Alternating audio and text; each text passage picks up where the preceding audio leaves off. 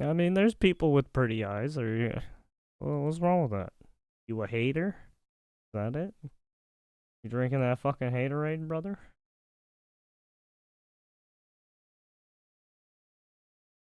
I'm down bad for Downtown Police Department conducted a thorough you investigation, fucking sucker. including interviews with persons, analysis of evidence, and consultation with the District Attorney's Office of Lehigh County. I don't like Why you clowns. simping for a married woman, you fucking weirdo?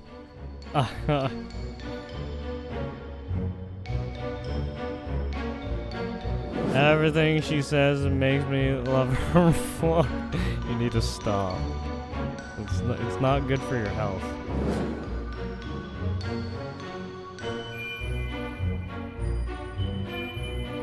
Alright, leader Marine Le Pen banned from 2027 presidential race, throwing French politics into disarray. Wait, what happened to Le Pen? What the fuck happened?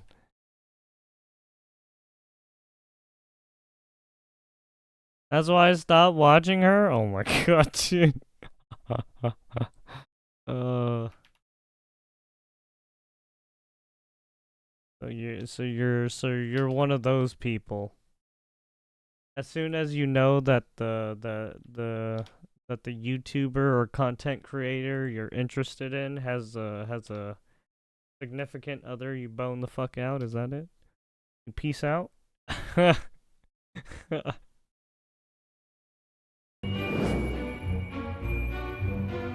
Want to slow climate change? Stop having babies. Huh? How does that work? Oh, because the carbon... Yeah, okay, I guess, but... sure. Only immigrants can reverse America's baby bust. Yeah, how does this work? You said stop having babies, but then you only want immigrants to have babies. What? Oh? What the fuck is happening? I gotta lie, I'm low-key jelly of her husband, bro. This guy.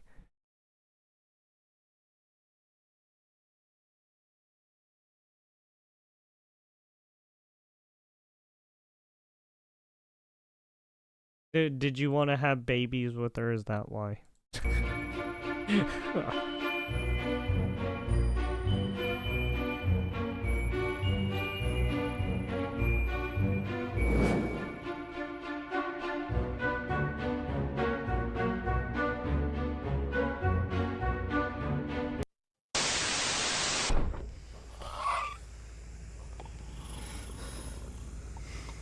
Alright, we getting too crazy.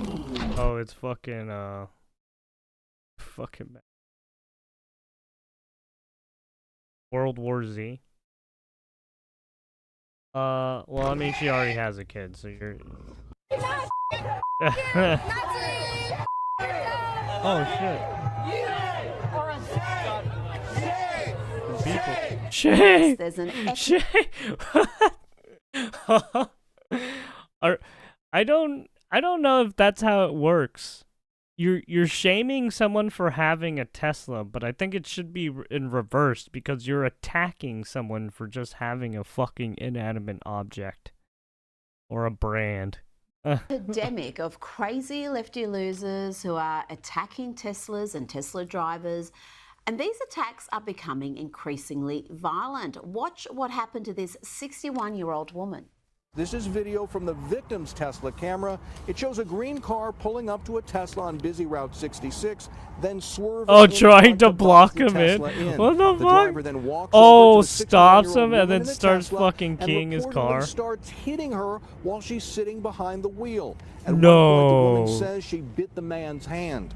So physically assaulted the dude. Appears to walk over and pull the attacker away. Or they finally physically get back assaulted in their car the and person. drive off. We spoke to the victim today who said she was terrified and can't understand why anyone would do this. Jesus. I'm ashamed. I hope of she our pressed society charges on that. and what they're doing. The victim, along with the other Tesla owner who received a threatening note and text, have both now signed up for a gun safety course at a gun range north of Flagstaff. They tell us they don't feel safe right now. Unbelievable. Attacking a 61-year-old Yeah, that woman. was so Hopefully fun. that Lefty Looney is behind bars. Just randomly goes up to an old couple, beats the fuck out of the driver, who's an old lady, and then speeds off. Dude, what the fuck? Why are you like this, people? Driving into a pro-Trump protester with his car. We just learned that a 70-year-old man was arrested after Meridian police say he hit another man with his car. Dude, why are during we today's assaulting people demonstrations at now the just Tesla because they own dealership a in certain Meridian. car? Police Like, say what are we 70-year-old doing? Christopher Talbot of Meridian made an obscene gesture towards a counter-protester and then hit him with his Fucking car. wild. Police say Dude, the people are victim had fucking been driving wilding a out truck for with some fucking pro-Trump reason. flags and had just parked and gotten out of his car when Talbot hit him. And you don't see that happening to fucking like good Chevys or fucking Chevy owners or any other owners. What is this?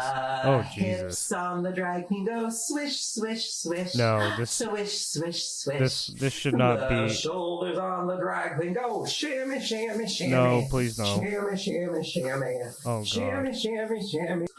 Blah blah blah. Can't take it anymore. Mr. President, it's too much, and I'll say no, it isn't. We have to keep winning. Do you think that white people should We pay have to reparations? keep I winning. have never said that, sir.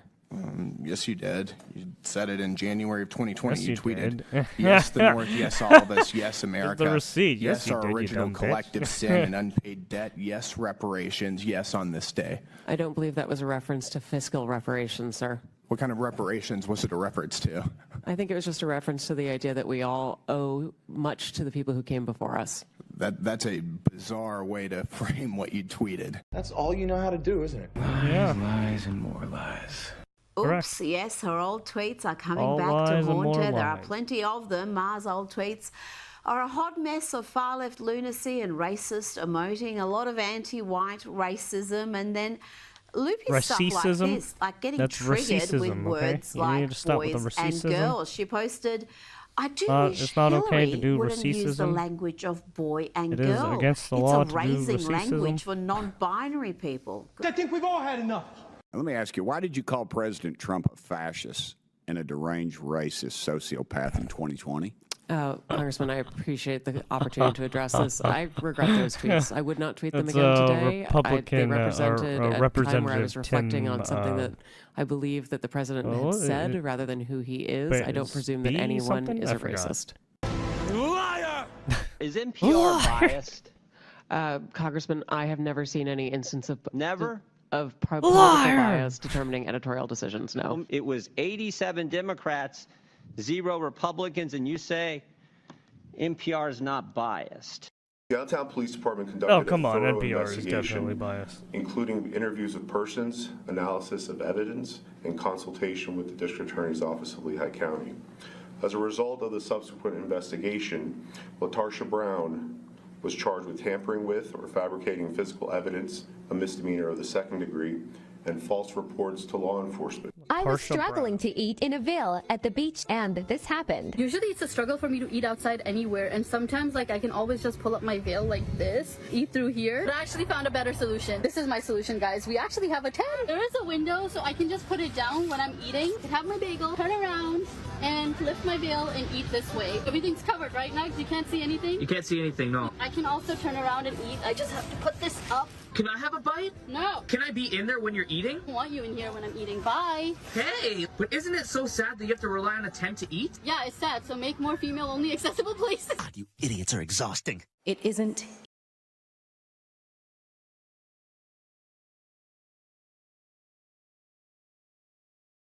Everywhere is female accessible. You're the only one who has the religious issue. Cultural religious.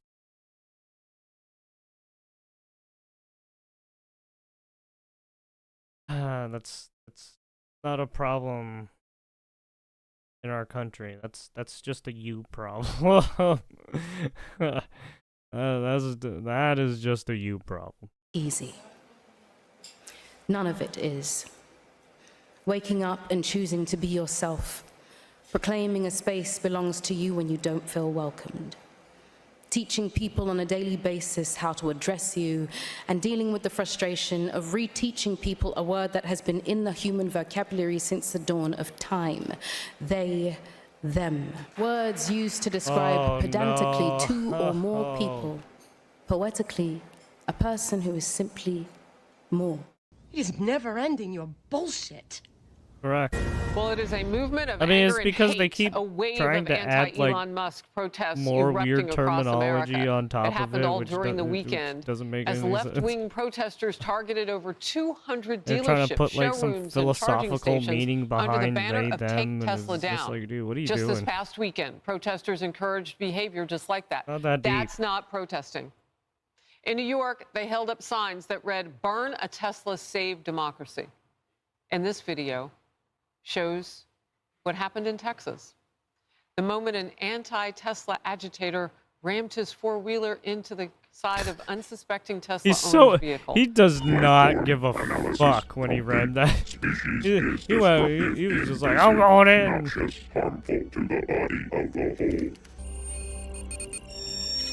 You are virus. Isn't it shocking how much violence and hatred is coming from the left? I mean, isn't it supposed to be the party that they claim to be the party of empathy, and yet they're burning Teslas and shooting yeah, up it's empathy. dealerships? It's toxic empathy, though.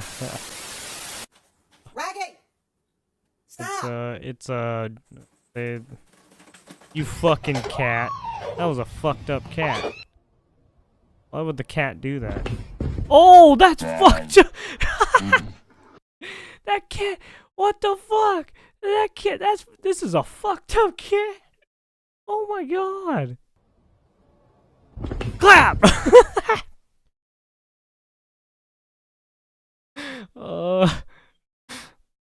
You fucking evil cat. See, this is why you don't fuck with cats.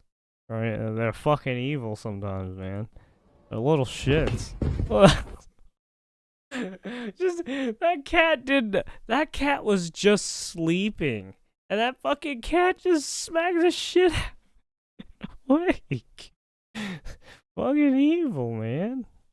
Fucking oh, there you go. There's your palate cleanser of the evils of society. The evils of the political round table. Clown World. What do we got? Apparently they're still looking for the one soldier still. At least 3 soldiers are now confirmed dead. Officials found their bodies in an armored vehicle that was pulled out of a swamp early this morning. The 4th soldier is still missing. Divers are using radar to search that swamp. American, Polish, and Lithuanian armed forces launched a 6-day manhunt after the 4 soldiers went missing during a training mission. The identities of the 3 victims are being withheld until their families can be notified. Yeah, they got. I guess they went into a swampy area without knowing, and they all got submerged. Couldn't get out.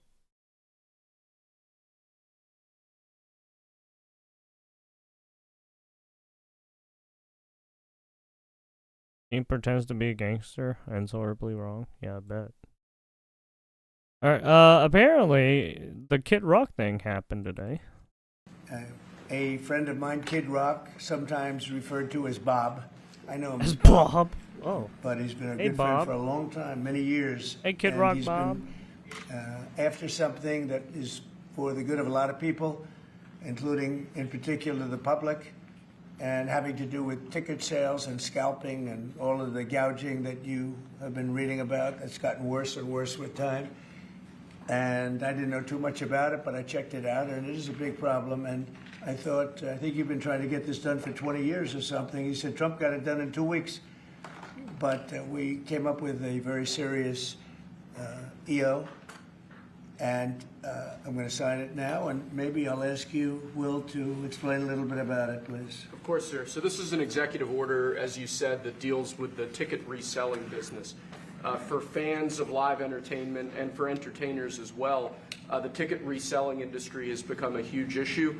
These people use bots and computer algorithms to buy up huge blocks of tickets and then jack up the price so that fans of live entertainers like Mr. Ritchie, I almost called him Mr. Rock, don't have access to concerts the way that they should. And when they do, it's at exorbitantly high prices. So what this executive order does, it charges the FTC and the Department of Justice with rigorously enforcing laws on the books in collaboration with state attorneys general that have power over consumer protection and other people who have the power to really crack down on this issue so that entertainers and fans won't be subject to these abusive and oftentimes illegal practices. Good. Thank you very much. Bob, you want to say something? Yeah, anybody who's, it doesn't matter your politics. First off, thank you, Mr. President, because this has happened at lightning speed. I know you put, I want to make sure Alina Habba gets her credit too, because I know she worked very hard on this, but thank you for making this happen so quick. Anyone who's bought a concert ticket in the last decade, maybe 20 years, no matter what your politics are, knows that it's a conundrum. You buy a ticket for $100, by the time you check out, it's $170. You don't know what you can charge for, but more importantly, these bots. You know, they come in to get all the good tickets to your favorite shows you want to go to, and then they're basically, so immediately for sometimes a ticket box office that does like e-commerce stuff like that, ultimately, I think this is a great or you first can buy step. pre-order your tickets online. Yeah, there's bots that fuck you over. Put a cap on the resale and of then tickets. they DDoS the I'm a site capitalist, sometimes. but Right, they've they're tried trying this to in some places in Europe, and it seems to be the steal only your thing that's credentials and shit. us Yeah, as it's artists fucking- be able to get the tickets. I mean, it happens to any site that has a lot of I'll be the first one to say, and I know the president doesn't like when I say this, but I'm a little overpaid. traffic right when it comes to it's kind of ridiculous. I would commerce. rather be, you know, a hero to working class people and have them Basically, be able to come attend my shows any and give them a fair ticket business price. I can't that's control doing that right now, so hopefully any this is a step service to transactions really be able to make that with happen. money. I know a lot of artists and a lot of fans who love. You know love for concerts sure and that music there's are going to gonna be very some appreciative. And I think Bob is more interested in the fans and the some people that DDoSers are and having to hackers are pay going to try and crazy prices get into than that he is the information artist. to steal information. Maybe the artist a little or bit, but the money. fans a lot. I've spoken to him over the years about it. And it's When been, there's money, it bothers him. It bothers a lot of other there's artists. stuff too. to be So stolen. The artists, and they go out with a $100 ticket and it sells for $2,000 the following night. And they seem to be able to sweep up the best locations too, which is pretty amazing. So They've only enforced that Bots Act one time, I believe. Yeah. A couple of years ago in New York City, I think someone got a couple $1 million fine. And that's the only time they've enforced that act. And who's the primary culprit? Who sells these tickets? It's the scalpers. It's these bots go in and they're automated, so you're. But is there a company involved? You might not want to say. No. Well, there's reselling markets all. Yeah. I think I know, Peter. Well, yeah, I mean, there's tons of companies. Right. Maybe there could be they're many more companies innocent than we involved. I think. don't know. Well, if you I mean, think of it, there's like a bunch of individuals. if Ticketmaster sells a ticket, if you buy a ticket and go to a show, you're in a lot of ways their worst customer. Because they make another 17, whatever percentage every time that ticket resells. So they don't want to enforce the Bots Act necessarily because they're making more money off it. The artists don't see any of that money, but that's not what I'm advocating for, is for me to make more money. I want the fans to have fair ticket prices, be able to go and enjoy more shows. I know people that they decide on a family vacation or going to their favorite concert once a year rather than, my parents used to go see multiple shows when you could afford them back in their day. And I'd like to take my ticket prices lower, but if I set my ticket prices low, these bots immediately eat them up and they resell for hundreds of dollars more, and I'm just making these bad actors rich. Well, I think this is a big step to getting it stopped. Do you have something, Brian? Yeah, I do actually. I actually feel that the consumer is going to take the money that they've saved and actually buy merch, which you guys have a big percentage of, or do concessions, which you guys split with the venue on that as well. So I think their money We don't goes share in for it. concessions a lot. But those are, we try to, but they don't want to share it in the beer prices and parking or any of that stuff. But the bottom line is there's money for everyone to be made. there's plenty of money to go around. You know, no one's going to really lose here. You know, Ticketmaster, if we can get a cap, they're going to lose some money. But I've already talked to CEO Michael, and he's given me his word. He's on board for it. I was talking to Jacoby with Papa Roach earlier, and by the way, he's a big fan of what you're doing, President Trump, Papa digging Roach. into this whole scalping and the bots. A lot of musicians, you can say that they're with Kid Rock, sir, on I this, think so. without a doubt. A lot of people are. There you have it. Trying to cut ticket fees. Oh, this is the whole thing. I don't want to watch the whole thing. Too long.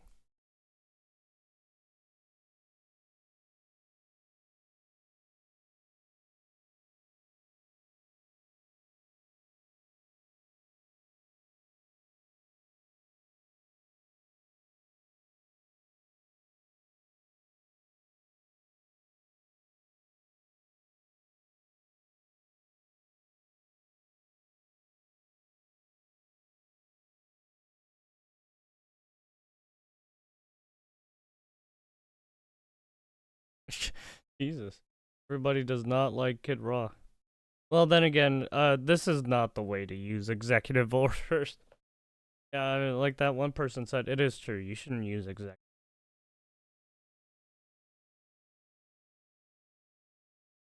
Yeah, I don't know what the hell's going on there. Like, there have been some instances or some choices where it's just like, why do this? I mean, it doesn't hurt him, but at the same time, it's like, this doesn't make any sense. Okay, whatever. Not my problem. You deal with the backlash. I'm not in it. And we have some big things we're going to be announcing over the next 2 days, and you know very well, Peter, and I think it's going to be something that's going to bring a lot of wealth back to our country, tremendous wealth back to our country, actually. And other countries are understanding it because they've been ripping us for 50 years, longer, but they've been ripping us off for years, right from the beginning. And I think this is going to be an amazing, I call it a lot of different names, but it's really, in a sense, it's a rebirth of a country because how we could have afforded to do what we did. We help everybody, and they don't help us. I really, the term I like best probably is the liberation of America. It's the liberation of this country because it's incredible. Look, we have 36 trillion in debt for a reason, and that accumulates over a long period of time. So I think what you're going to be seeing over the next couple of days will be very inspiring to a lot of people. You know, they had a lot of auto plants being built in a certain country. I don't want to mention the country because we get along great with the country, but those plants aren't being built there anymore. They gave them up today and yesterday, day before, and they're building them all now in the United States. And we have many examples, not only auto plants, chip companies from Taiwan are coming in. The biggest, Mr. Wei, he's big. I said, you are a smart guy, aren't you? I've been reading about him over the years, but he controls a large portion of the chip business, as you know. You don't get smarter. They're going to be investing $200 or $300 billion. Apple's investing $500 billion. You know, they always built their places in China. Now it's building here. I think because of you speak to Tim Cook, because of the election, but maybe more importantly because of the tariffs. You know, he's got really an obligation to do it. But we have many, many companies that you haven't even heard of. But I think we'll be at $5 trillion very soon. And if you think about this, we've never been anywhere near that. I don't know if we've ever been at $1 trillion. What do you mean by that? We're 500. What do I mean by a trillion? 5 trillion. What are you referring to, sir? I think that we're going to be at $5 trillion of investment. I think you're going to have investments very shortly. We're already 3.5, and we have commitments, verbal commitments for a lot more. And numbers like that have never been done in this country. And it's going to get harder. This is in 2 months. It's really in less than 2 months because since we've really gone out with it. And we have other interesting things happening. But to me, the whole tariff situation, and essentially they've done that to us for many years. So if we're anywhere near $5 trillion in 2 months, this could be numbers like the country's never seen. And every time you hear a dollar spent, that's another job because the jobs are coming with it. So auto plants, chip plants, pharmaceuticals, lumber coming in. We have things happening in this country. I'm not sure that they've ever seen it. Steel, you know, we have tariffs on steel. They've been here for a while. Steel and aluminum. Nobody's ever seen anything like we're witnessing now. Nobody's ever seen anything. Most of you agree with that. I mean, it's nothing much you can't agree with. We have things happening in terms of jobs and investment, the likes of which I don't think we've ever seen. If you look at, let's say, $4 to $5 trillion in a period of a month and a half, that's even more than you do with your concerts, which are always sold out, right?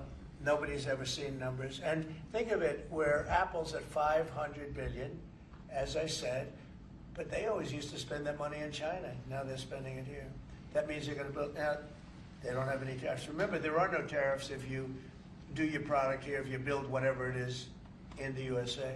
One of the things we're also trying to get is if you buy a car that was built in the USA, you get a deduction on interest. So if you go out and borrow money to buy a car, if it's built in the USA, never been done before, it's a big deduction for people that really aren't used to deductions, frankly, because people that buy cars like that are not big into the world of deductions, and now they're going to learn about deductions. So I think it's going to be great. There it is.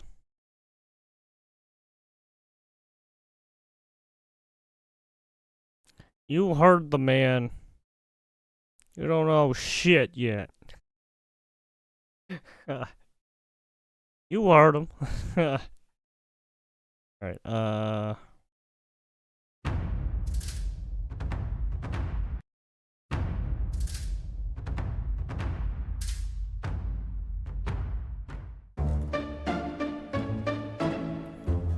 Jasmine Crow is literally trying to convince everyone that she's never been married but has dated. Wait, what?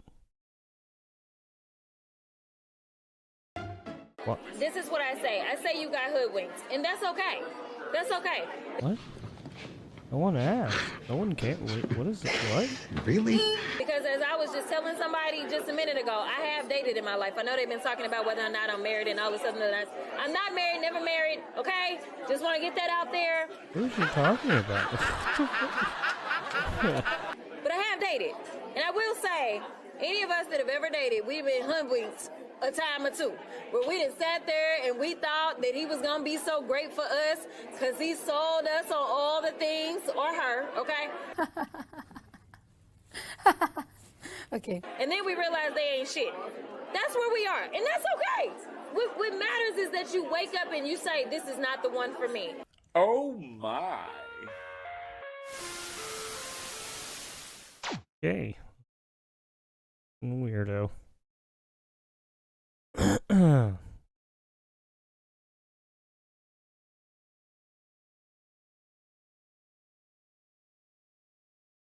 Whole lot of nothing. Jasmine cry. It.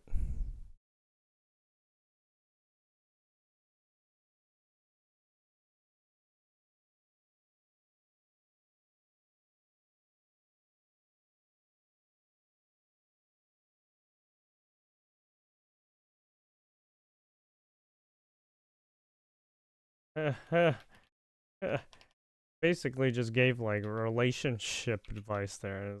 What? Excuse me? Anyways. On to the next. Let Netanyahu show you the way. 8:27 here on the East Coast, and welcome back to Live Now from Fox. We are following some breaking news, which takes us out to the Middle East. Take a look at your screen. This just coming into our Live Now from Fox newsroom, courtesy of the Prime Minister of Israel. We found this just recently on X. It says, quote, after conducting in-depth interviews with 7 worthy candidates, Prime Minister Benjamin Netanyahu has decided to appoint former Israel Navy commander as the next director of the ISA. As we're learning this news, I want to give you a live look out in Jerusalem, Israel, on this Monday morning. This, as AP reports, Israeli Prime Minister Netanyahu has nominated a new domestic security chief after he moved to fire the current one over a crisis of confidence that critics say was politically motivated. Netanyahu this Monday nominated former Navy commander to lead the agency, which surveils and thwarts attacks from Palestinian militant groups.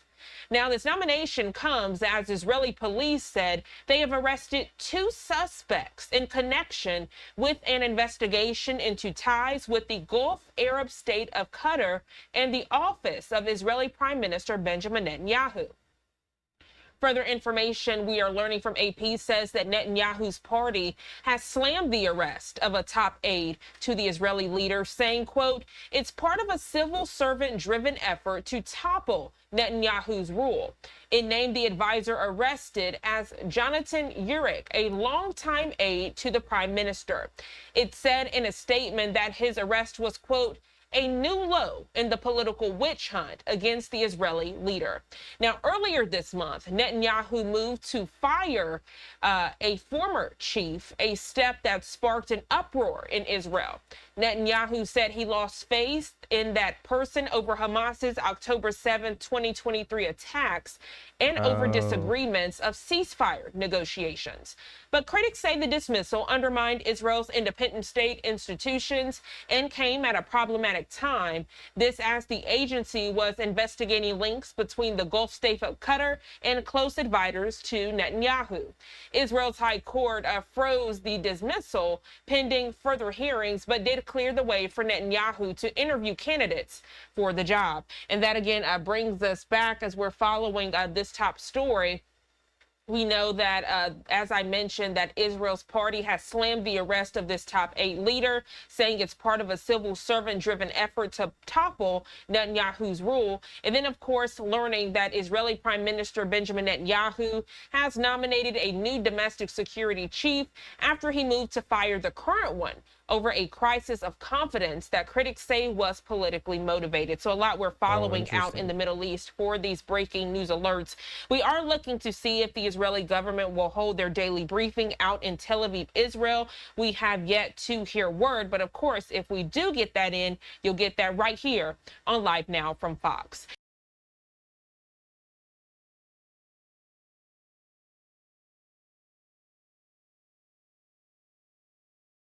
You have it.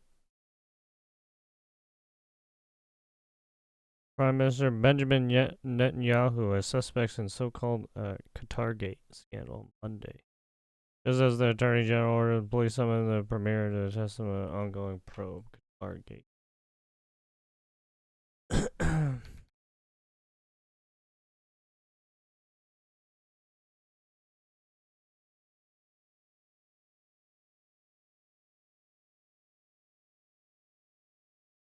Has set question by Israeli police after 2 Netanyahu aides were arrested as part of the Qatargate scandal earlier on Monday. APA reports on the Jerusalem Post.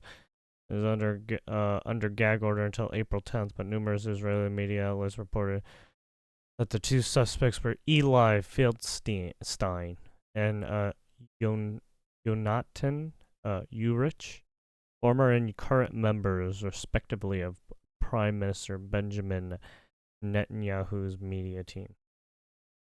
Oh, that's why that's why Trump probably nicknamed him BB, because of the fucking... Whoa, what the fuck? What happened? What did it change? Huh? At least 2 outlets also reported Netanyahu would be summoned for questioning. The reporter was not the Prime Minister testified in his criminal trial. Were already detained in question 12 days. Now they have been arrested and are expected to be questioned under warning at court.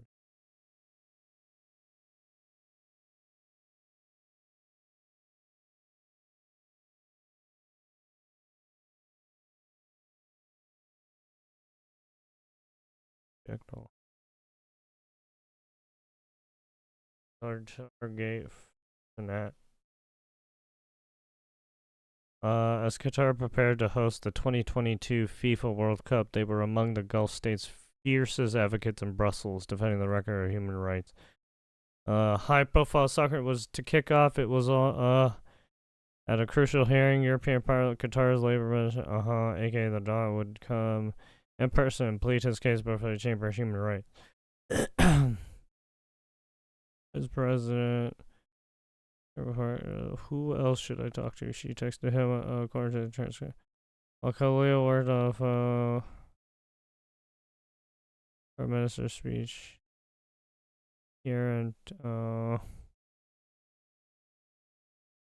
or a lawmaker who Belgian prosecutors would later describe as the mastermind of sweeping cash for influence operation. That's what it is. So bribery, in a sense, or betting of some sort. I don't know. Don't know. We'll see. The Italian-speaking Penzeri wrote the speech in his native language and then passed it to Georgie for translation. Sorry. With 1 day to go, Georgie and Kaylee huddled with Al Mari. See 5-star stars, Witcher's Hotel, recording. Like the steak, Haley nervously texted her partner again to ask if she should show up and come. I'm afraid you will be exposed down here with a baby. Everyone will notice you. I want to be exposed. Oh, Qatar. So she stayed with the couple's child, the rest of the key suspects, and what would become the Qatar. Crowdfunded into the object where Al Mariat, the man police would later describe as the leader in his country's efforts to corrupt European Parliament, was taking to the stage.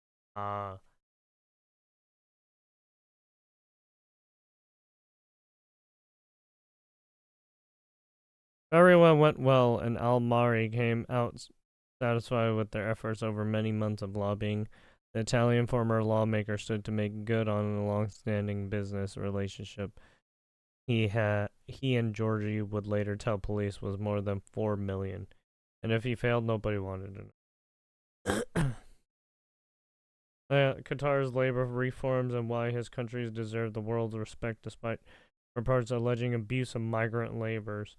Kaylee and her partner of 5 years WhatsApped back and forth as one might do while watching a major sporting event with two. The Arabic speaker speaks without reading. Georgie texted a few minutes later, he's losing it a bit. As other lawmakers took the floor following Al Mari's speech, she bristled at criticism of Qatar. Who is this fat? She texted her partner, referring to one lawmaker, adding an adjective it wasn't an insult. Communist. Who is this fat? Communist. Amar wrapped up the Greek lawmaker as why he didn't follow the speech. Finally, it was over. Georgie said, Ella, we did everything we could. For the watch party, a major milestone had been crossed. Senior Qatari representative had been given a chance to address the criticism of what could have been a fiercely critical environment. Georgian Panzeri had been under surveillance by Belgian Secret Service for months, suspected of taking part in a sweeping cash for an influence scheme under which Qatar paid to attain specific legislative outcomes. Sounds like what's happening in America land. This communication included with Cali and other suspects would be scooped up as part of the wiretaps and the subsequent investigations. Kelly denies any wrongdoing in a scheme in which police say Panzari and others accepted money from Qatar, Morocco, and Mauritania in exchange for pushing their interests in European Parliament. Kelly maintains her defense of Qatar was part of her job as a representative of the European Union, and that the investigation into her actions breached the parliamentary immunity enjoyed by sitting MEPs. So yeah, apparently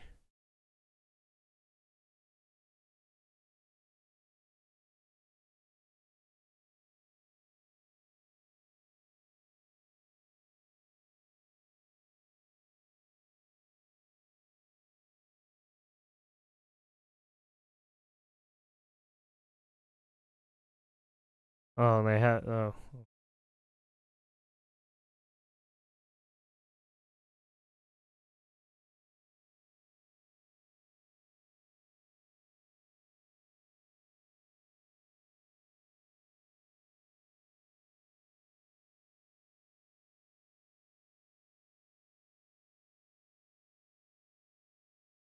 Hmm.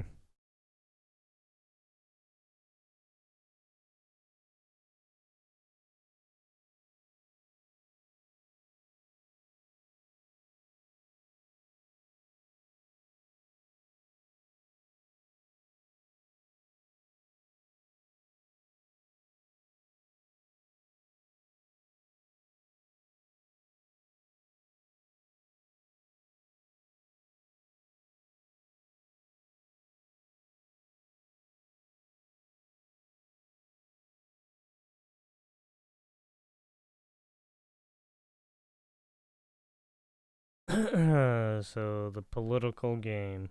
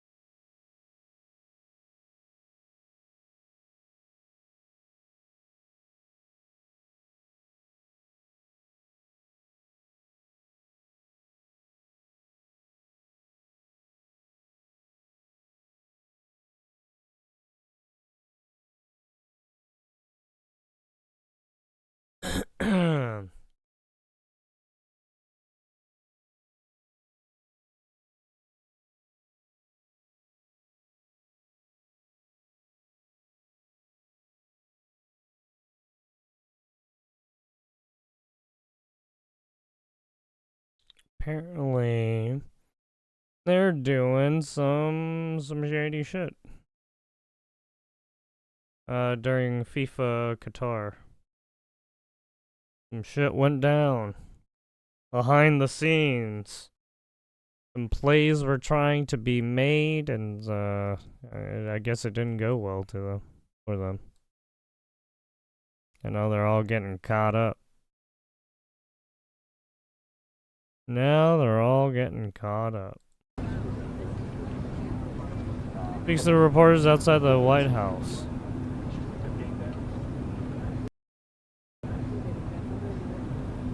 Liberation.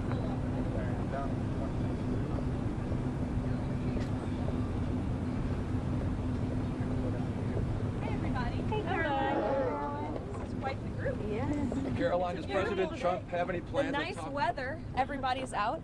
It's Monday. We have another big week. On Wednesday, it will be Liberation Day in America, as President Trump has so proudly dubbed it.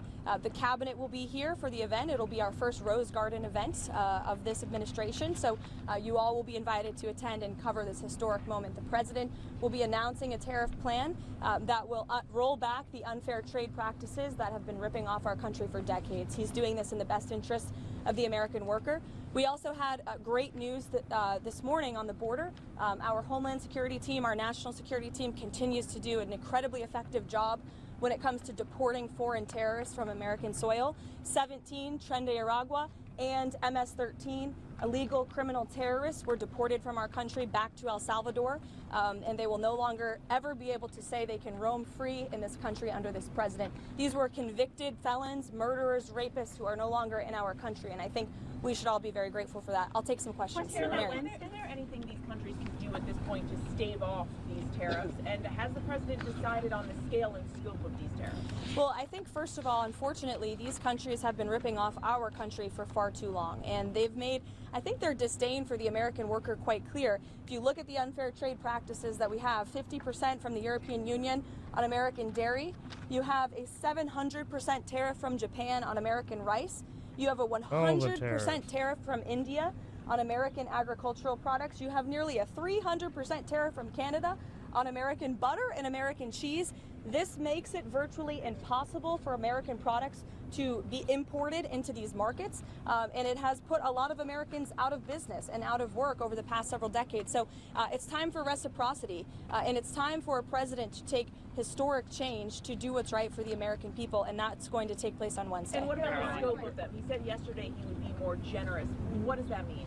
I will let the president make the announcement on Wednesday, but it's certainly going to ensure that there's reciprocity and the American people are treated fairly. Has anyone determined how many countries are going to see these reciprocal tariffs? Again, I'll let the president get into the specifics of the announcement, but he has a brilliant team of trade advisors. You have Secretary Bessent, Secretary Lutnick, Jameson Greer, our U.S. Trade Representative, Peter Navarro, of course, and Kevin Hassett here at the White House, Stephen Miller as well.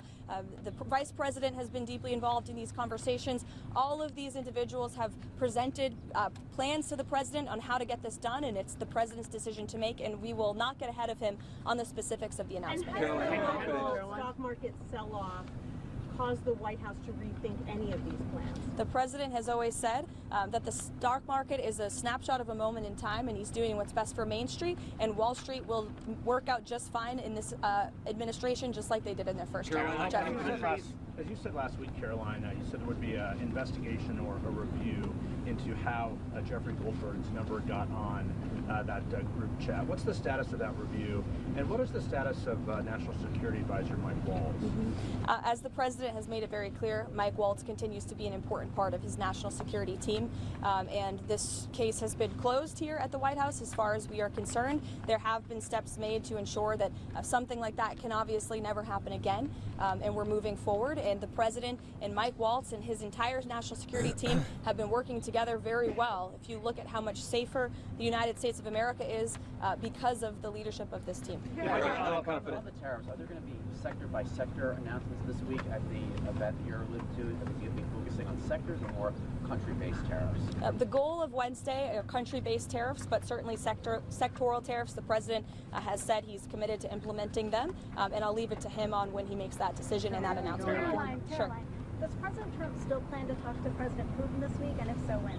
I don't have a readout for you on that call, but as always, we'll provide a readout. Usually the president likes to let you guys know first, especially for big calls like that. Steve? Any exemptions for farmers being considered for these tariffs? No exemptions at this time. Caroline. The validation guide that DHS is using to determine who is an enemy alien, a Tren-de member, and deportable under the Enemy Aliens Act, it has criteria here that require 8 points to be classified as a TDA member.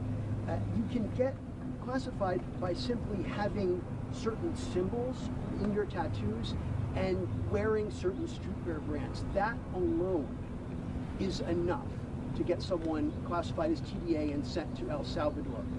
That's not true, actually, Andrew. According to this document, it is. No, according to the Department of Homeland Security and the agents, have you talked to the agents who have been putting their lives on the line to detain these foreign terrorists who have been terrorizing our communities? TDA is a vicious gang that has taken the lives of American women, and our agents on the front lines take deporting these people with the utmost seriousness, and there is a litany of criteria that they use to ensure that these individuals qualify as foreign terrorists and to ensure that they qualify for deportation. And the president made it incredibly clear to the American public that there would be a mass deportation campaign of not just foreign terrorists, but also illegal criminal aliens who have been wreaking havoc on American communities. And shame on you and shame on the mainstream media for trying to cover shame on you. This is a vicious gang, Andrew. This is a vicious gang that has taken the lives of American women. The government filed in court, which says all. And you said yourself there are 8 criteria on that document. They need 8 points. And you are questioning the credibility of these agents who are putting their life on the line to protect your life and the life of everybody in this group and everybody across the country. And their credibility should be questioned. They finally have a president who is allowing them to do their jobs, and God bless them for doing it. Caroline, what method would the president use to potentially run for a 3rd term? As he said, there are methods there. Look, You guys continue to ask the president this question about a third term, and then he answers honestly and candidly with a smile, and then everybody here melts down about his answer. The president was talked about this last night on the plane. He said, it's not really something we're thinking about. He has 4 years. There's a lot of work to do. We've done a lot in these nearly first 100 days, and the American people love what this president is doing, particularly when it comes to efforts to secure the border. How confident is President Trump in that he can get a peace deal done in Ukraine? How confident is President Trump that he can get a peace deal done in Ukraine? Well, look, the president is working incredibly hard to get a peace deal done between Russia and Ukraine, and he has expressed his displeasure with comments that have been made by leaders of both sides of this conflict. He has expressed what he believes needs to take place in order to see this conflict come to an end. He continues to work very hard on it, and our teams continue to be engaged. Caroline, can countries that don't have tariffs on the US but may have other forms of non-tariff trade barriers, I'm thinking in my case of Australia, can they expect to be hit on in Wednesday's announcement, or can they expect to be left out and dealt with another time? Again, I'll let the president make the announcement on Wednesday, but I think any country that has treated the American people unfairly should expect to receive a tariff in return on Wednesday. Karen, you talk about the European Union. Is the president expected to impose those tariffs in blocks, or will he distinguish countries within those trading blocks? Again, I will let the president get into the specifics of the announcement. It's his announcement to make. It's going to be very exciting. We'll see you guys in the Rose Garden. And you will also hear directly from the president if you have any lingering questions. 5:30 this afternoon, or evening rather, although it's really afternoon for us. That's about midday for this president because he works all night. But he'll be signing an executive order. It will be the in-house pool in the Oval Office, and we'll see you all there. Thanks, guys. Thank you. Going to Saudi Arabia. Thank you, Caroline. There you have it.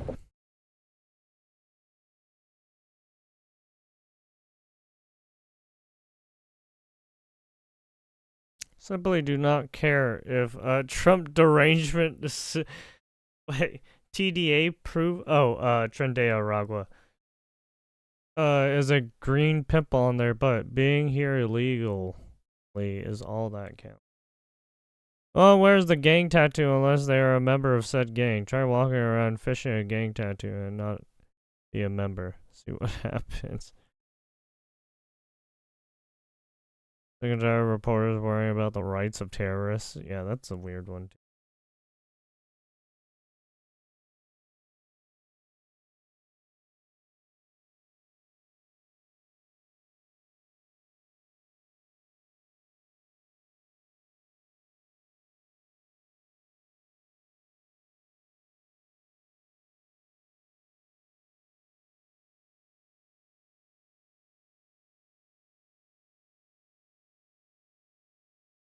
Yeah, exactly. They asked. They need to stop that. That's why I tuned out, because it was like, I feel like they're like asking the same fucking questions again. Prison officials commonly document the tattoos of inmates. Here's why. Yeah. Yeah, there's a lot of reporters trying to figure out why cops are like doing this, and it's just like there's a reason for it. We can't tell you all the fucking information because you're gonna fucking tell every goddamn criminal how we fucking dictate how we fucking find them. Fuck off, you dumb fucking weirdos. I always want to leak fucking confidential information. So fucking weird.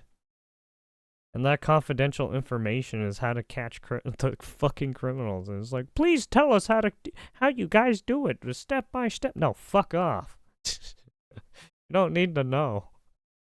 They can provide value, identification and classification. Yes. Tattoos serve as a form of unique identification, similar to fingerprints. Yes. They can provide valuable information for classifying inmates, particularly regarding gang affiliation or involvement in security threat groups. Security and law enforcement. Documenting tattoos aids in identifying inmates who may have escaped or are involved in criminal activities. This information can only assist law enforcement agencies in identifying suspects and victims in crimes. Photography is the most common and reliable method of documentation. Tattoos. This allows for accurate and detailed records. While written description might be used, they are less accurate and more time consuming. Yes, because you have to put in more words, and then you have to hope someone understands what you're writing, and hope they understand the right, the nuances to the details of the logo or to the tattoo. In essence, the documentation of inmate tattoos is standard practice in correctional facilities for security, identification, and law enforcement.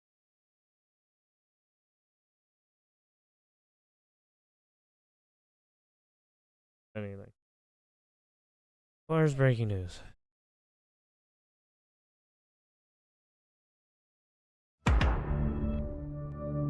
There's a meltdown over dating question. Yeah.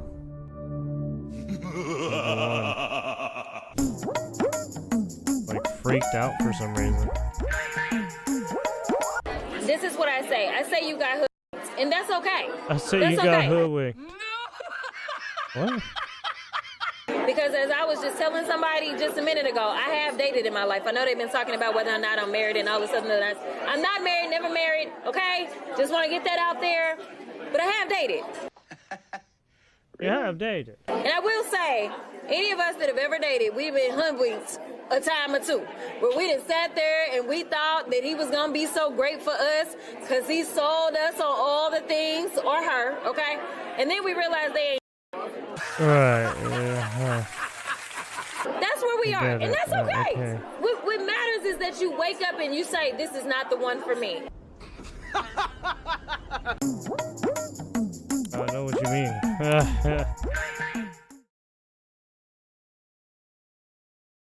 There you have it. She gone crazy. She has gone crazy.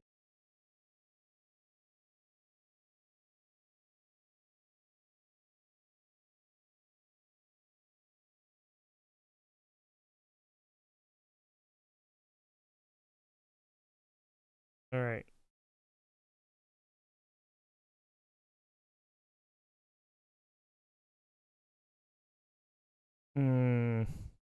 Let's see what we got. Anti-Trump fascist scholar brags about taking salary cut as he abandons the U.S. for Canada. Okay, so. Peace. Oh, yeah.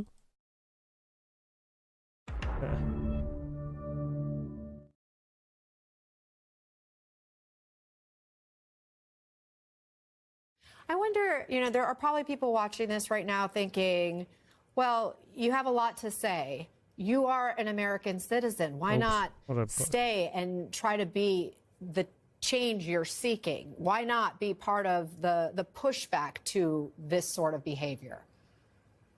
I will continue to throw punches against fascism and bullies from Canada. Don't worry. I have 2 Black and Jewish kids. I think my kids actually are more important to me than anything else. So they're using my religion to go after academic freedom, crushing universities supposedly in the name of protecting my people, American Jews. My kids are Jewish. My kids are Black. They're attacking their history. And I want to send a political message, as I've been doing with my work. This comes at great personal cost. This is not some, I'm taking a huge salary cut. You got fucking count. I'm not a super wealthy person. I'll still be well paid, but I'm taking like a 25% salary cut, removing myself from my homeland that I love. And I love America because it doesn't have kings. I don't love America because we can punch other people in the nose.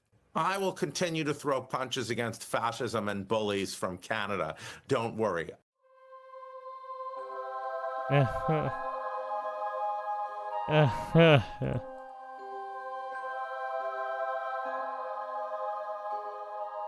a fucking loser.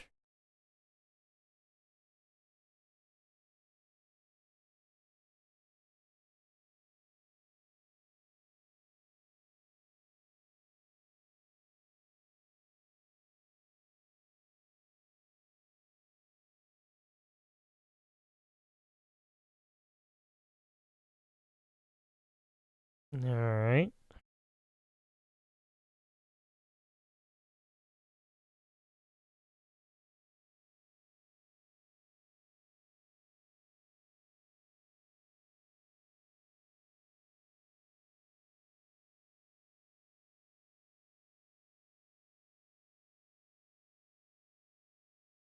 All right.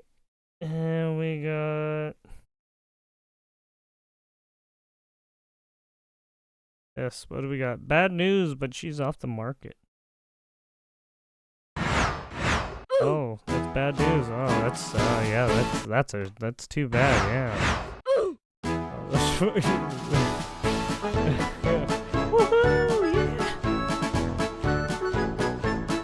Elon Musk before the Tesla takedown protest.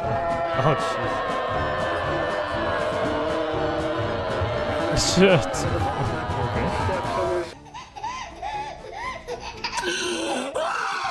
Oh, that guy. Hey. It's this guy.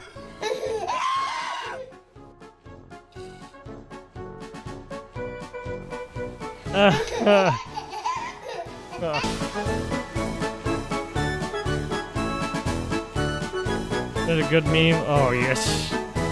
That one was... Jesus. They're like brushing his tongue and shit. Like, Jesus. All the cheese. Friendly reminder, as a white American woman, yeah, I will no longer be dating white men. That's a I'm white looking American for anything woman? other than a white man. Whatever you say, boomer. Okay. Bitch jealous. Been knew I was that bitch. I didn't need a man to tell me. Crop tops in the wintertime showing. I got a letter in the mail yesterday that told me that my housing stuff was like defunded and they can't help me with any of my bills anymore, including electric and gas, and if I so were to you're move, they couldn't help me move anymore. taking government funding. Super cool. So you were like living off welfare.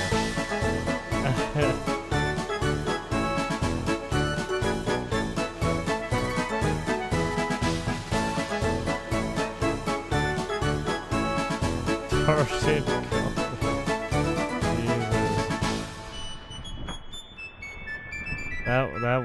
That changed real quick. That went from fucking 0 to 180 fucking hot. Jesus.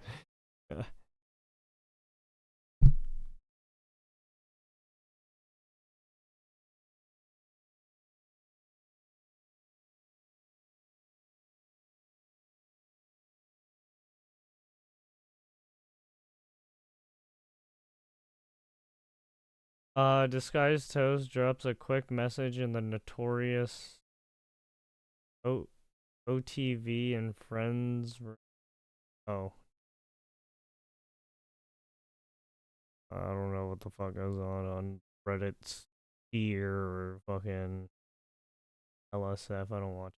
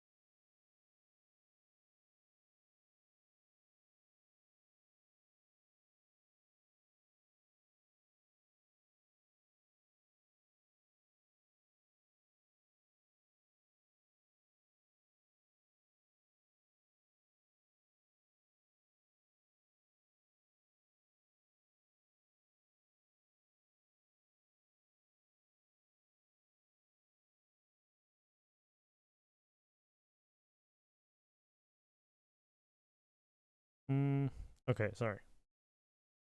Trying to look for like Twitter news. I don't think there's much.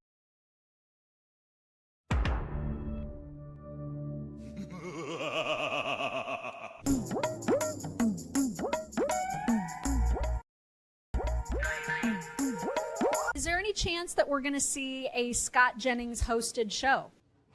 Yes, he did. Like, is that a possibility that you're going to get your own gig at some point on CNN? I don't know about that. I think the network is going through some evolution when it comes to different kinds of content they're producing. You could see in the future more digital only content, maybe some podcasts that they decide to produce. it's a discussion that we've had about, you know, what else can we do here with this team that we've assembled. Wow.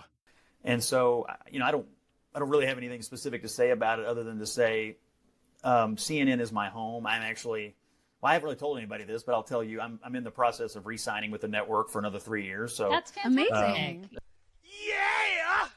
It was in the news. It was in the news the other day. I never really confirmed it, but it is true. I'm gonna stick with them for the long haul, and we'll see what that entails. I would do anything for them they asked me to do. They've been really good to me. They hired me, you know, back in 2017. I had no idea he was space actually to perform and to do my job. So I'm really happy with them. And I mean, if that's what he wants to do, I mean, that's on him. If he wants to fight these people constantly, yeah. Hey man, he's fighting the good fight. Always arguing with some of these retards. Yeah, honestly, the only time I watch CNN is when he's just dunking on these people. At least these clips. The only time I watch him. I mean, it is a good decision for CNN to have someone who actually stays on instead of fucking getting rid of everyone.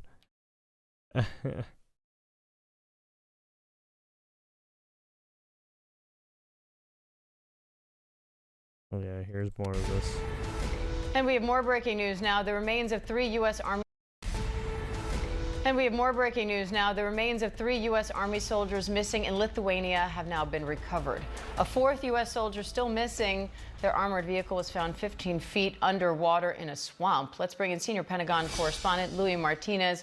Louis, these soldiers went missing 6 days ago during a training. So what's the latest now? Diane, the latest is that this recovery effort is finally bearing some fruit and that they were able to lift out this 63-ton armored vehicle.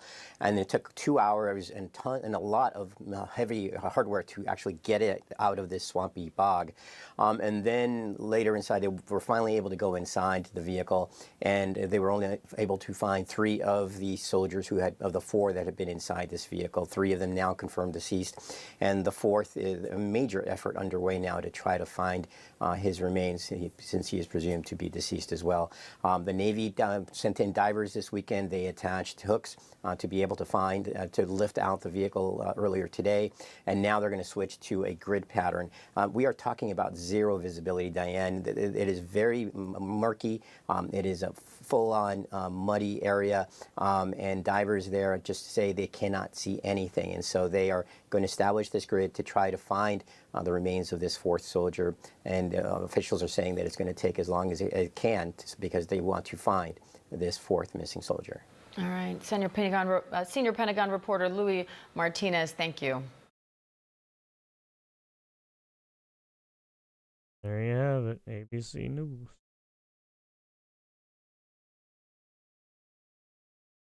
What does it all mean?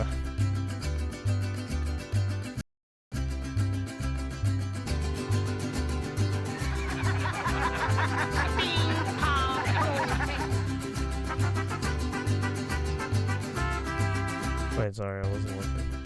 Uh-oh, the dick.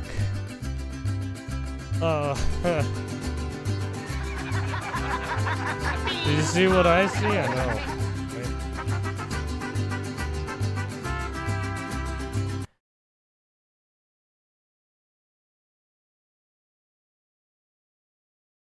Doge needs to stop exposing government fraud, waste, and abuse right now.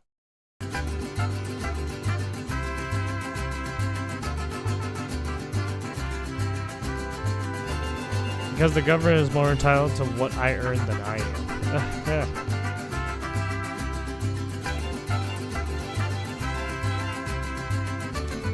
Don't fool yourself. If a top Republican mocked a Democrat for being disabled, you'd have an aneurysm. Y'all know we got Governor High Wheels down there. Come on now. Glad Auto Workers Union praises President Trump. Liberals are evolving.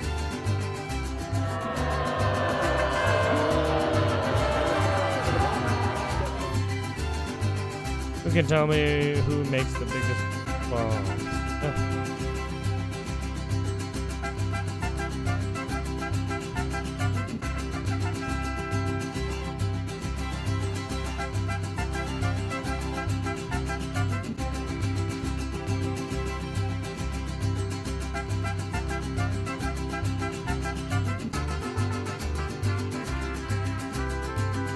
That would be effectively ban Tesla dealership in the state. So climate change really was the BS the whole time, yep. Democrat state senator in New York is introducing legislation that would effectively ban Tesla dealerships in the state. Wait, okay. So you had AOC effectively kill out Amazon from New York, and now they're trying to introduce a bill that would effectively kill out Teslas from New York. What the fuck are we doing here? Are we just trying to cancel people's businesses from certain, like, dude, the state is,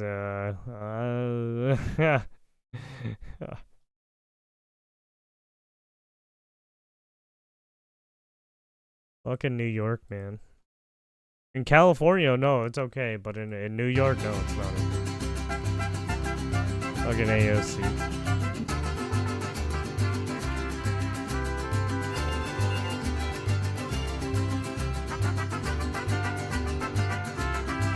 Fake outrage, switch out. Elon, signal chat.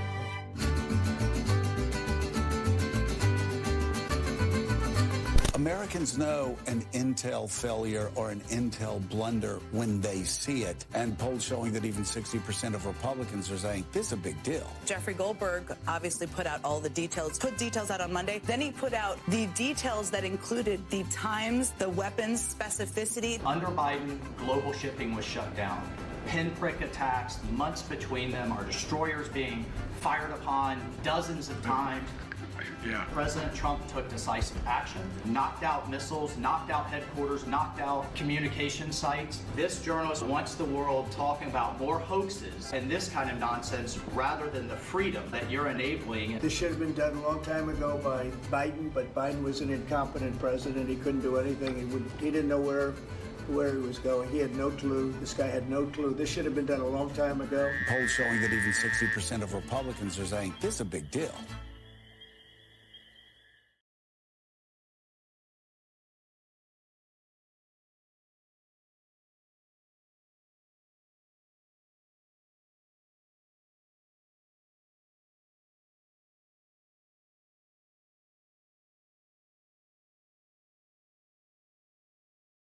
You have it. Good thing that enemy doesn't even listen to Goldberg. I believe the mission was a success. Every time DJT wins for America. He's battling 1,000. They cannot deal with it.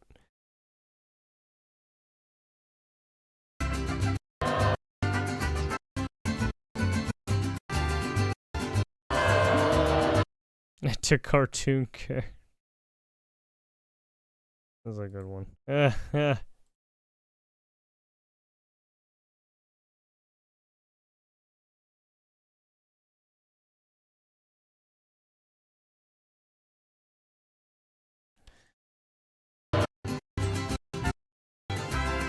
Obviously put out all the details, put details out on Monday. Then he put out the details that included the times, the weapons, specificity. Under Biden, global shipping was shut down.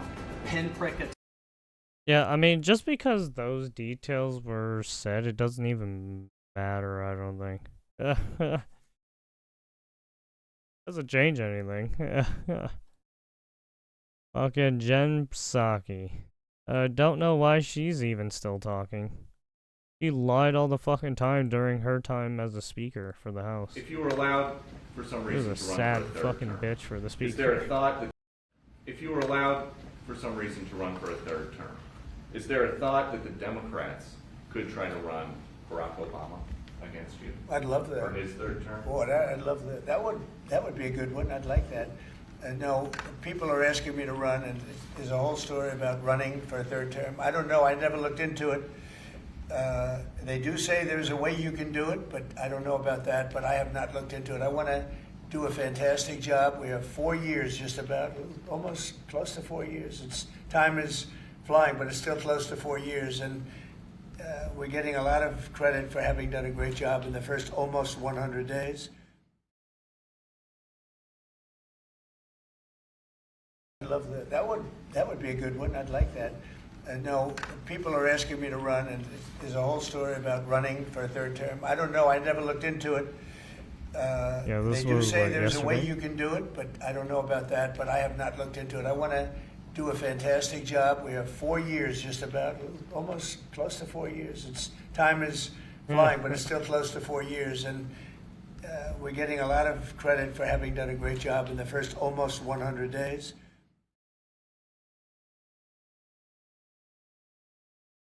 Yeah. What do we got here? I think I heard that India, India just a little while ago is going to be dropping its tariffs very substantially. And I said, why didn't somebody do this a long time ago? A lot of countries are going to be dropping their tariffs. That's something that happened in France today, Mr. President. Marine Le Pen, the far-right leader, got convicted in court and is now banned from running for office for 5 years. Do you have a comment about That's a big deal. That's a very big deal. I know all about it, and a lot of people thought she wasn't going to be convicted of anything, and I don't know if it means conviction, but she was banned for running for 5 years, and she's the leading candidate. That sounds like this country. That sounds very much like this country. Okay, anybody else? There you have it. Sounds like this country. This mean so much the last few years, it doesn't mean anything anymore, right? I mean, yeah, you could say a lot of don't mean shit anymore. People just using it as a fucking term to disparage people.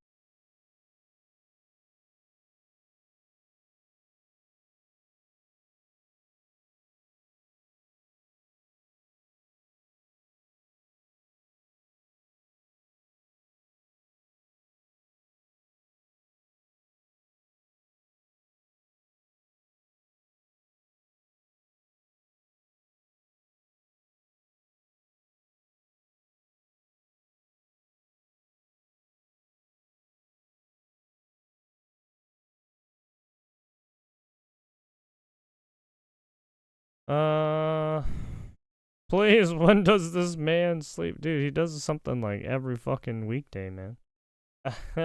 Monday through Friday, he has something going on. What do we got here? Brady! Brady! Brady! Oh, we got this guy's going. Oh, wow. Brain on the wall. Holy. On March 4th, 2017, in Fenton Township, Michigan, an ordinary hangout between two teenage friends takes a sudden... Oh, no. Let me guess. He shoots his fucking friend on purpose or accident, whatever the case. He kills his friend. Turn. By the night's end, one life would be tragically cut short, and 16-year-old Abdurman Abduakil would be left to face the consequences. As investigators work to understand what happened between them, shocking patterns of behavior begin to surface, leaving them grappling with how so many glaring warning signs had been missed. All right. New bit. At approximately 11 What p.m., a Genesee County dumbass. 911 dispatchers were... Did he just fire that shotgun like that with one hand in the air? It looked like he dropped the fucking shotgun, dude. The recoil. Respond to a frantic call from 16-year-old Abdu, who confesses to committing a horrifying act. Oh, my God, now one. Hello? Ma'am, hello? Please, I accidentally my friend. Okay, what happened? Ma'am, I accidentally my friend. What did you do? Get out! You guys, get out! Oh my God! He's freaking the fuck out. But he's dead. Officers arrived to find Abdu in a panicked state, his hands and shirt covered in blood, with a recently fired handgun nearby. Abdu is handcuffed and placed in the back of a police cruiser, but the realization of what he's done quickly takes its toll, sending him spiraling into an intense emotional breakdown. Sir, please tell him I love him. Sir, please. Sir, I'm so scared. I'm so scared right now. I just shot somebody in the head. Please don't my family. Please don't shoot anybody. There's nobody to be shot. More details from the 911 call reveal Abdu's frantic explanation and the chaos that erupted soon after. How did you f him? I accidentally pointed a gun at him and pulled the trigger. An accidental headshot. Okay. Ma'am, he's still breathing. Ma'am! Is he still breathing? He's still breathing. There's a piece of his brain on the wall. Holy. Officers enter the home and locate the victim, 18-year-old Brady Morris, lying on his side on Abdu's bedroom floor, still breathing. Sir, I don't know what I did. He needs to know. I tried to give him out the mouth. I f***ed up. I pointed a gun at his head and pulled the trigger. Relax. Hey, stop. Stop.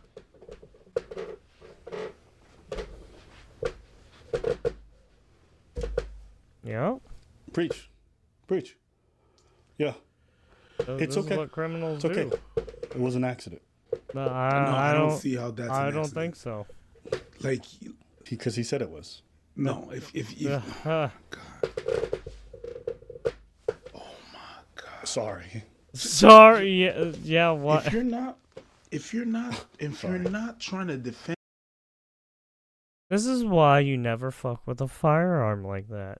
This is why you always think, hey, there's probably a bullet in it. Hey, I probably shouldn't point it at people. Hey, that's probably not a good idea to point it at people. Yeah. Defend yourself. If you're. Sorry. Accident. There's a reason why there's fire safety rules. Sorry. Accident. There's Maybe a reason. the There's a reason. classes There's that I rules took, for like, everything. They really hammer that shit in your head like a bullet, and they really emphasize on the fact If you're not that, intending to the destroy only the time your fucking finger target, is gonna don't be in fucking that point your thing goddamn gun is at because it. you're firing. You're shooting. That's you. You Yeah. have the intention. It's literally of shooting. the intention of the tool. You never point it at nobody. Hands Exactly. on the finger on the trigger or not. You have to treat it like it's a loaded gun. It was. We get it. You're so trigger responsible. But I have to be. Gun safety. I have to be. Good. You never had any accident? Nah, bro. Nah. You never That has to be done. Not with one in the chamber? Nope. What about sideways? Not even sideways, bro. Not Pointing even at someone? Nah. That's. Not even sideways. He's, He's 16. He's 16, bro. Not even Yeah, he's sideways? 16. Oh, come on. Why is he having a gun at 16? Not even just a little. Investigators are tasked with uncovering the truth. They begin to collect evidence, first securing the firearm used to shoot Brady. With the possibility that the firearm may have belonged to Abdu's parents, investigators begin to question them both. In an interview with police, Abdu's father Ahmed claims the firearms found in the home belonged to him. Wait, he just had a bunch of firearms just laying around? This looks like a pellet gun. This one actually looks like a... I don't know, is that a shotgun? This looks like a shotgun. As for why they weren't secured, he explains that his safe had been broken into many years ago. But in a shocking twist, it was all quickly determined that the firearm used to shoot Brady was not one of the stolen firearms, nor did it belong to Abdu's parents, raising unnerving questions about it. Wait, so where did that firearm come from? He got a Glock from somewhere. Its origins. However, both of Abdu's parents adamantly insist that Abdu never owned any guns of his own, their firm denial adding another layer of mystery to the unfolding investigation. What? Where the f you in? Where the f y'all pussy? What was that? That looks like a 1911. Damn. I felt bad for a second. Now, not so much. Wait, yo, that household don't match that accent. That's crazy. Yeah. That vernacular. I ain't never heard that shit behind a gated community. My guy, Yeah. you live in like a 7-bedroom home. You ain't from the south side I of Chicago. don't- Why are you talking like that? Internet. Yeah, probably. Okay, so this guy's like a wannabe gangster. He's one of them. He's that Corey LeRae. He's that, oh, yeah, I be shooting out here at these niggas, but you hit the keypad to come find me. It's like, come on, bro. Corey LeRae? Corey LeRae. Yeah, that's what I said. Okay. Yeah. I heard Corey. I was like, what Corey LeRae? No. No. Just hearing the way this goofy ass. No. Okay, so you were just waving around guns online all the time? Okay, interesting. Officers bring Abdu to the station not for even I do interrogation. that. In the meantime, they seize his cell phone and quickly stumble upon dozens of video recordings, unaware of the dreadful truths they'll soon witness. As they dive into the footage, disturbing glimpses of Abdu's relationships with the victim, Brady, and his friends emerge.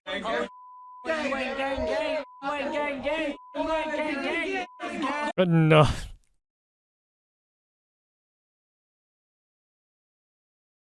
Why are kids like this?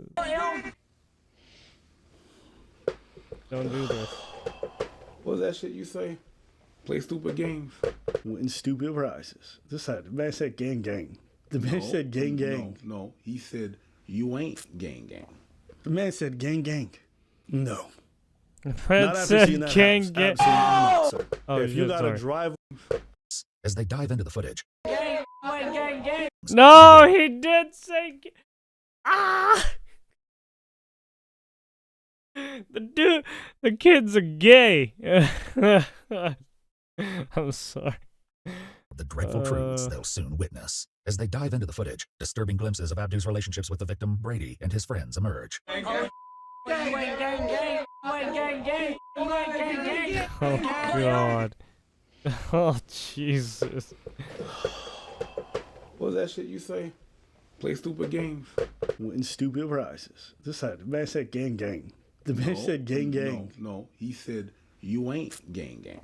The man said gang gang. No. Not after seeing that house. Absolutely not, sir. If you got a driveway longer and larger than most people's average homes, that's not gang gang. That's like group. Yeah. Yeah. My guy. Or more cornucopia. Yo, your parents did too well for you to go out here and be pretend gangster. That's crazy. I hate these guys who imitate gangsters and try to live this. I hate the people who live it for real too. I think they fucking stupid. But the dudes who are living gay and wear this aesthetic, it's gotta be the corniest shit. It's gotta be the corny. Like, bro, nobody believe in you. And you know what? All that gang shit you talk, the moment you fired and you pressed on that trigger, you sound like a bitch. Sir, please tell him I love him. Sir, please. Sir, I'm so scared. I'm so scared right now. I just shot somebody in the head. That's because you who you really are. Behind all this, gang. Ah! Yeah, because that's what it does to actually do this shit. You not about that life. Me seeing those videos, if I'm on that jury, ooh, hey, you lucky I ain't on that jury, boy. That's all I need to see. You better have fucking an angel come down who was sitting in the room and watched you do it accidentally. I don't even know how you do it accidentally. You must have pressed it on the floor and that shit ricocheted him in his head. You was playing out a whole video clip, and then after that, you empty the clip. But this goes to show you, these young people who are online, they really watching. They imitating. From that little girl who did the 911 prank to this goofy ass who's doing that gang stuff. It don't matter what their circumstances are. It don't matter. If it's cool enough, they gonna imitate it. The crazy part is that kids this young have access to these guns and can wave it around, and their parents don't even know. Yeah. Oh, he had a bunch of drugs. Okay, yeah. He's getting it from... To further explore possible motivations that may have resulted in the horrific crime, investigators identify two friends from the videos, Keegan and Devin, and quickly bring them in for questioning. Ain't no way you saying gang with niggas in your gang called Keegan and Devin. Yeah, jeez. They're a bunch of white boys. Devin, Brady, and Abdu. Yo, you know we the Uptown Crips, you know what I'm saying? Right from behind our gated community, we be shooting at them. They're just a bunch of privileged on this side of the fence, kids who our Amazon delivery drivers come in with gold crusted rims. You feel me? Life different out here.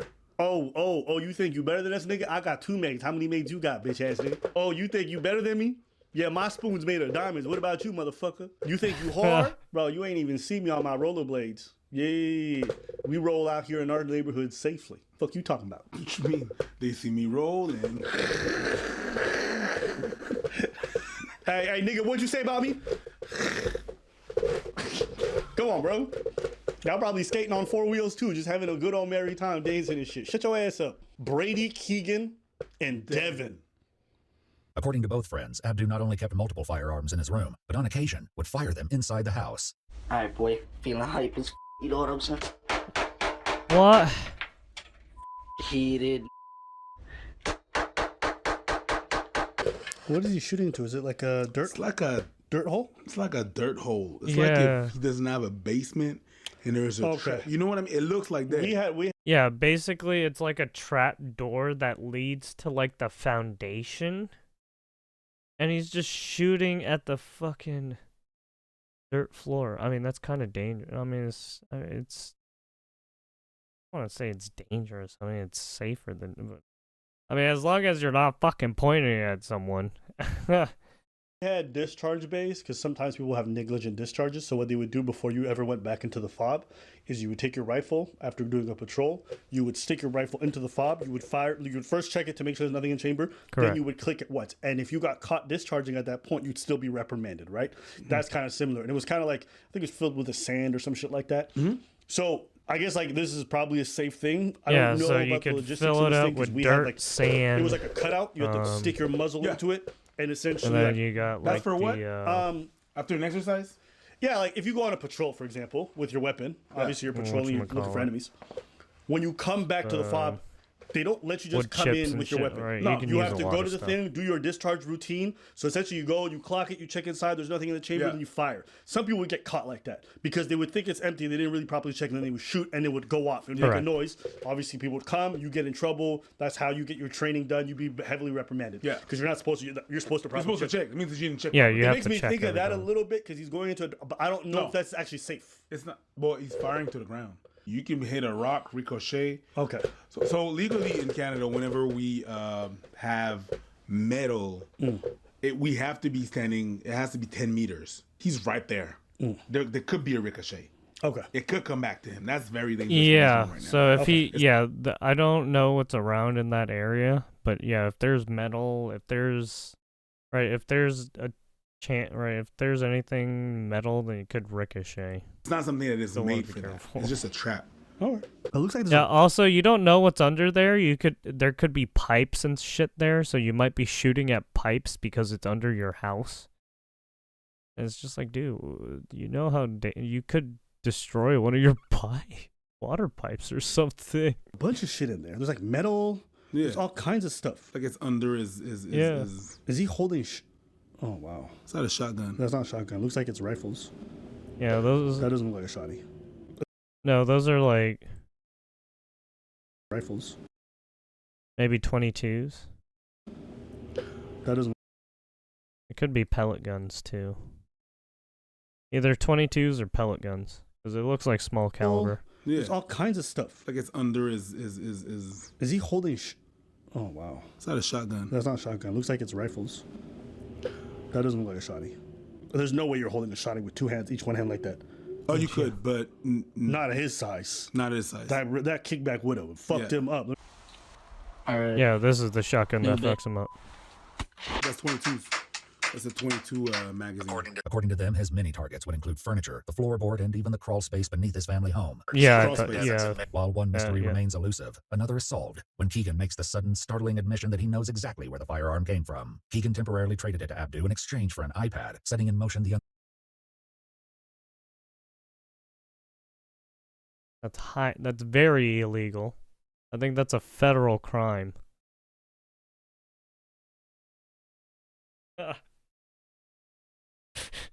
This kid fucked himself so fucking hard. Don't do that. tragedy that would happen soon after. That's strawman purchasing. Don't do that. That's very illegal. That's During basically interrogation, black Abdu market. would finally reveal exactly trading. what transpired, but his harrowing reasons for pulling the trigger would leave Especially if you everyone don't have, stunned. you're not doing it the legal way. Sounds like he's an idiot who likes pulling the trigger around his friends, and I'm betting a good grand that he probably was just shooting around him like he normally likes to do, and he ended up hitting him. That's what I think. When he was trying to hit next to his head, and he hit him. Yeah. The gun was empty. I was just around with it. Then he gave me the bullet. When did he give you the bullet? He gave me the bullet. I put it in the clip. Then I went to the bathroom and played with the gun and cocked it back. Went back. I was radiant. I forgot completely that I cocked a bullet in there.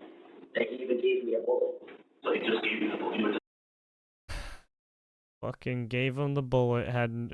Fucking did not remember he put the bullet. Why would you put the bullet in the goddamn gun? You fucking idiot. Yeah, and I shot him in the head, dude, like a dog. Not stunned. Not stunned at all. I'm a stupid. Why? You recording me because you're stupid because you have a pistol on you. I don't have. Show the camera your pistol. Show it. Show it.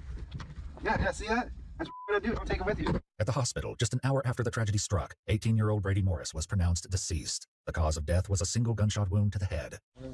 Y'all puss. Got all these Glocks, bikes, Glocks, hood. That's what's going on. It's bike Glocks wood, not hood. That's woods. Anyways. What's up, nigga? You think you hard, nigga? You think you hard, nigga? Well, you're touching me. I'm hard right now. Yeah. Okay. What's up?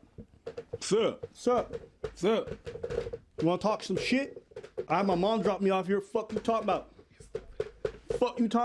I listen to Playboy Cardi and what? He looks like he's about to start a stepping routine. That's what I thought, bro. Yeah, you just think because you black you better than me, but I like saying nigga. Jesus. Not for this act out though. Oh. Yeah. So what's up? So, I'm sorry. Talk your shit. Where you from? Yeah, talk that shit you was talking in the playground earlier. You didn't think I didn't see them TikToks? You didn't think I didn't see them fucking Snapchats? What's your hood? You know. No, I don't. What you repping? What hood you repping? Area code. What's that? Nepine? What was it? Hey, listen. Don't say no names. Don't snitch for the cameras. I don't know. Don't snitch for the cameras. I bet you won't repeat it. No, say it to my face. I don't know what you're talking about. Yeah, that's what I thought. What was I saying? Because you know we about that gang. Me and Brady. Sure, shoot that but whole neighborhood. You about that gang? I'll come by your mom's cottage and shoot that place up too. Oh yeah? Yeah. Oh, you want to be by the bonfire? You and who? Yeah. That melted marshmallows? Yeah. Okay. We gonna melt some ass. That ass. Yeah, you want you think you harder than me because y'all got a boat? We got a yacht, nigga. Yeah, we out here with all these 17-year-old hoes. Yeah? Yeah. You bang you know, like... Sabrina, Trina, Katrina. There ain't no Trina in there. Sabrina. Michelle. Yo, don't mention my girlfriend's name ever again, bro. Yo, you disrespectful. What you gonna do? You disrespectful. What you gonna do? Yeah. You think because you black, you better than me? What you gonna do? Yeah, I'm part of the culture too. Where? Me, Drake, everybody. What's going on? That's what's going on. And the black guy. Alright. New bitch. Oh my God! They included that on purpose. No. You remember what you said about the 12-gauge gun? Holding it with one hand? Yeah. And you said, no, that size? He dropped it on the shot. Listen, I might be Canadian, but I know a little bit about guns. You not his size, he's not holding shotties with one hand. He's not doing that. Abdurrahman Abdu Akil was charged with 1 count of open murder, 1 count of receiving and concealing a firearm, and 2 counts of felony firearm possession. He was denied bond and sent to the Genesee Valley Regional Center in Flint, Michigan. On August 13, 2017, Abdu pleaded guilty to an amended charge of manslaughter, as well as felony possession of firearms. He was sentenced to 57 to 180 months in prison, including a mandatory 2-year sentence for the firearm charge. It's like 4 years. No, that's like 10 years. In 2020, he was 80. 12 months out of a year. If 57, that's 5 years. Yeah, to 180. Yeah. 5 to 10. Look, because maybe there's a killing involved, maybe they'll give him the maximum, but because he's young, maybe that's mitigating circumstances. Yeah. I don't know. We'll see. At the time of his sentencing in 2020, he was credited for the 3 years and 6 months he'd already served. He was paroled on December 5th, 2023, at the age of 23, after serving a total of 6 years and 9 months behind bars. So he was out in 6 years. He didn't do much time. Yeah. I mean, listen, this is a big parenting failure. It's a big child failure, but there's also a big parenting failure. How do you not know what your kid be up to when it comes to all these? They're doing it in your house. They're firing these guns. Yeah, it's like, how do you not That's know? crazy. You Yeah, got all these kids rolling through. You don't know what these kids are about. Oh, you don't no, know I what didn't know. Like, your what? child's friends are like. I don't know. To me, There's it's bullets a bit odd. all Sounds like you guys over. were What friends do for a you long mean time you don't know? and doing all this firearm stuff. So that's a parenting failure in one, but that's also, on the kid. Fuck it. But yo, listen, this is just more and more evidence for me that kids should never have access to cell phones before the age of 16, 17. Because truly, the things they be watching online, how it negatively influences them is insane. Mm-hmm. It is crazy. I think reducing the time is... And his parents had no idea. They had no idea he owned guns. They had no idea what he was doing. And he was doing it inside their house, firing at the furniture. Like, the mom never went downstairs and didn't see no bullet holes. Like, yeah, no, that's a weird ultimate one. Parent L. Yeah, like what? what? Responsible for it doesn't make any kids fucking sense. But firing in the house. Come on. And then they had the audacity to tell police he don't got no guns. Like, okay. Yeah, that was... They really didn't know. Who broke into that locker with the firearms? You think somebody broke into that gated community for their guns? No. Somebody broke into that community, was the kid. And he probably traded the guns with the other ones. American culture is built different. The way y'all be letting kids have access to guns is wild. Like, I know there's a lot of responsible gun owners. And salute to you. Yep. But there's just too many idiots like that, and they end up killing other people's kids. It's not like the other kid was safe either, because he was hanging out with this kid knowing he was a dumbass. But tragedy all around. You think the kid should have done more time? I don't know. I think the 6 years it messed up. His life is over. It's not over, but it's going to be very hard to navigate around life with that much of a heavy case on you. They're gonna do a background check on you. They're gonna find that for what? Manslaughter. Ooh, you a killer, huh? They could look into the case. It's right there. Did you see his parents' home? And they're Arab, so they're probably from one of them rich parts. They probably take him somewhere else and he's gonna be just fine. That kid not gonna suffer after he's out. Not really. I doubt it. Maybe he's gonna have some issues traveling, but he go to some of them countries. Don't give a fuck about your criminal record. He'll be fine. Sure. His parents are loaded. That house was crazy rich. That house was a multi-million-dollar house. That was a big. I didn't see the house. Yeah, but I digress. Let us know what y'all think in the comments below. Y'all agree with the sense? You don't? What do you think about this case? I want to hear from you.